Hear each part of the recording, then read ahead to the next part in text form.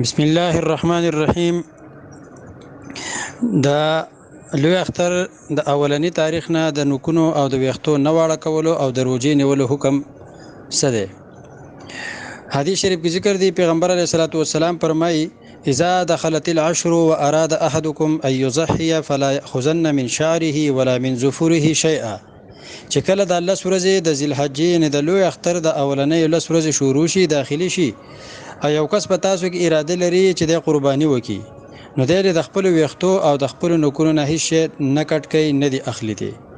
دا حکم مستحب دی چې څوک د قرباني اراده لري او په چا قرباني یي، نو چې کله د لوی اختر میاشت ولیدل شي، د دې نواله د قرباني د کولو پورې د در لپاره مستحب دی چې د ویختو او د نکونو نه سنه واړه کوي.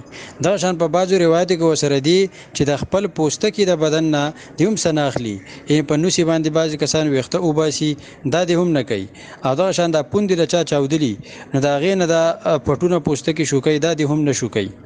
نو دا حکم چې دی دا مستحب دی. او دویم د دې خدا هله چې کله د نکونه دومره نه غټ شوي چې هغه د خیرو تور شوي او سخا شوي، یا ویخته چې کم د اضافي ویخته دی او لري کولو د هغې په شریعت کې حکم دی، د هغې د 40 ورځو نه زیاتې هغه نه شوي، نو هله. او که دا نکونه دومره غټ شوي چې په هغه شنه او خیرې پکې نښتې دي او د خلکو ته کرکه کېږي، او یا ویخته هغه د 40 ورځو نه زیاتې شوي، نو بیا د باندې لازم دي چې دی به دا ویخته او نکونه لري کوي. نو د مستحبو دپاره به ځان په مکروه کارونو کې نه اچوي. دویم هغه د روجې حکم دی چې د دې 9 ورځو روجې نیول دا هم مستحب دي. د هرې روجې باندې الله جل جلاله د یو کال ګناهونه معاف کوي.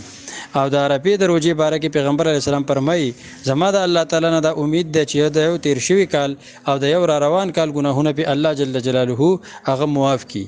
نو چاله الله تعالی توفیق ورکړي په دې ورځو کې عمل الله جل جلاله ته ډیر زیات محبوب دی.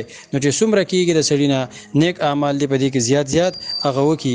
الله تعالی دې موږ ټولو ته توفیق را نصیب کړي.